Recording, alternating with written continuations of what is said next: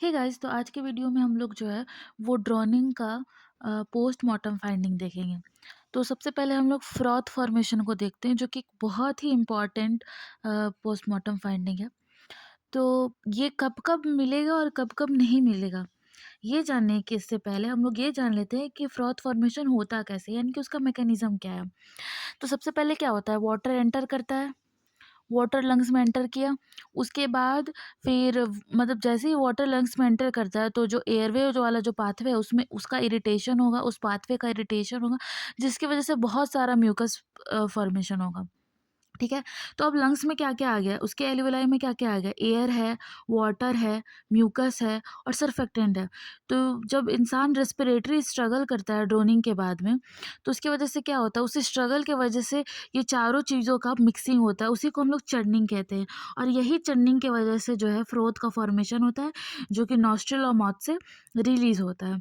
अब यहाँ पे एक और बात समझने वाली है कि जब चर्निंग हो रहा होता है, जो मिक्सिंग हो रहा होता है, उसकी वजह से और ज़्यादा म्यूकस का प्रोडक्शन होता है, उसके वजह से और ज़्यादा मिक्सिंग होता है, तो ये एक साइकिल चलता है। तो इसकी वजह से फ्रोथ फॉर्मेशन जो होता है वो कंटिन्यूअस होता है। तो हम लोग देख लेते हैं इसका फीचर्स क्या है, ये जो फ्रोथ निकल रहा है वो किस टाइप का होता है।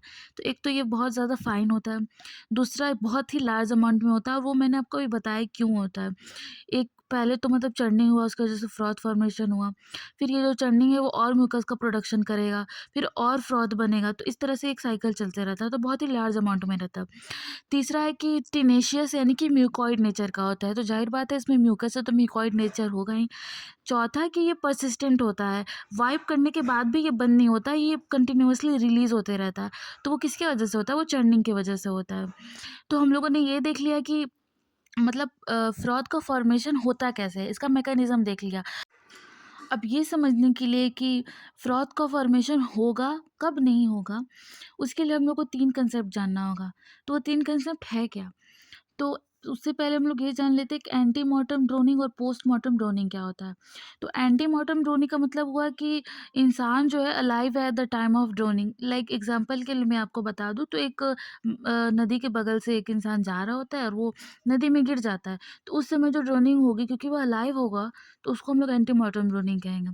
और दूसरा एग्जांपल है ये पोस्टमार्टम ड्रोनिंग के लिए कि अगर इंसान पहले से ही डेड है और उसको उस पानी में डाल दिया गया, तो उस केस में वो ड्रोनिंग के टाइम में डेड होगा, तो उस केस में जो ड्रोनिंग होगा उसको पोस्टमार्टम ड्रोनिंग कहेंगे। अब यहाँ ये कंसेप्ट जानना क्यों यहाँ पे इम्पोर्टेंट है, क्योंकि एक अलाइव पर्सन ही एयर को ब्रीद इन और मतलब वाटर को ब्रीद इन कर सकता है। इसलिए लंग्स में अगर वाटर एंटर कर रहा है तो उसके लिए उसका अलाइव होना बहुत ज़रूरी है। अलाइव होगा तो ही वाटर एंटर करेगा। वो डेड होगा तो वाटर एंटर नहीं करेगा, यानी कि पोस्टमार्टम ड्रोनिंग में वाटर एंट्री नहीं होती है। दूसरा कंसेप्ट क्या इम्पोर्टेंट है जान लेना कि जब एंटीमॉर्टम ड्रोनिंग हो रहा है तो उसमें 2 पार्ट इम्पोर्टेंट है कि इंसान जो डूब रहा है वो कॉन्शियस है या अनकॉन्शियस है। कॉन्शियस होना यानी कि वो मतलब बेहोश नहीं है। तो उस केस में क्या होता है कि जब वो डूब रहा होगा तो वह रेस्पिरेटरी स्ट्रगल करेगा, ठीक है? इस वो जो रेस्पिरेटरी स्ट्रगल होता है वही चर्निंग और मिक्सिंग के लिए रिस्पॉन्सिबल होता है और उसी की वजह से फ्रॉथ फॉर्मेशन होता है। अगर इंसान जो है अनकॉन्शियस है तो उस केस में रेस्पिरेटरी स्ट्रगल होगा ही नहीं, और क्योंकि वो होगा ही नहीं तो चर्निंग भी नहीं होगा और फ्रॉथ का फॉर्मेशन भी नहीं होगा।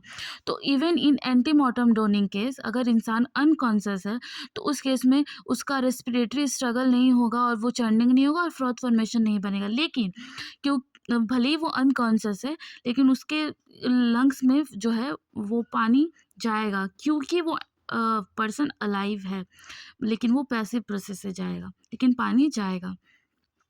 तो अब हम ये समझ लेते हैं यहाँ पे कि फ्रॉथ का फॉर्मेशन कब नहीं होगा। एक तो पहला कंडीशन कि लंग्स में पानी गया ही नहीं, पानी गया ही नहीं तो वाटर जाएगा ही नहीं, तो फ्रॉथ का फॉर्मेशन कैसे होगा? और दूसरा पानी गया बट रेस्पिरेटरी स्ट्रगल एब्सेंट है, तो उस केस में भी फ्रॉथ का फॉर्मेशन नहीं होगा। तो अगर पानी एंटर ही नहीं किया, वैसा कौन-कौन सा केस है? तो पोस्टमार्टम ड्रॉनिंग हो गया, यानी कि इंसान डेड था तो वो वाटर को ब्रीथ इन ही नहीं करेगा। दूसरा एग्जांपल है कि ड्राई ड्रॉनिंग केस में।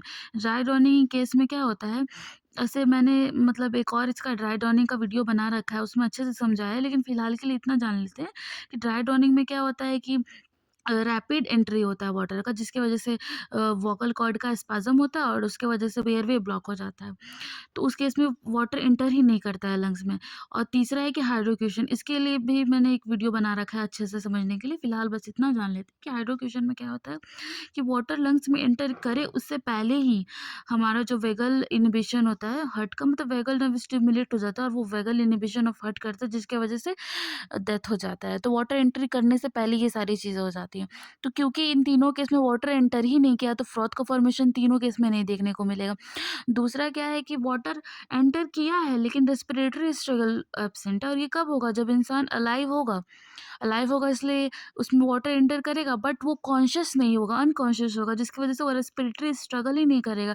रेस्पिरेटरी स्ट्रगल ही नहीं करेगा तो चर्निंग नहीं होगा, मिक्सिंग नहीं होगा, फ्रॉथ का फॉर्मेशन नहीं होगा। So this is all about the an important postmortem finding, which is the froth formation. So we will meet in the next video for the other PM findings. Hope you will like it. Thank you.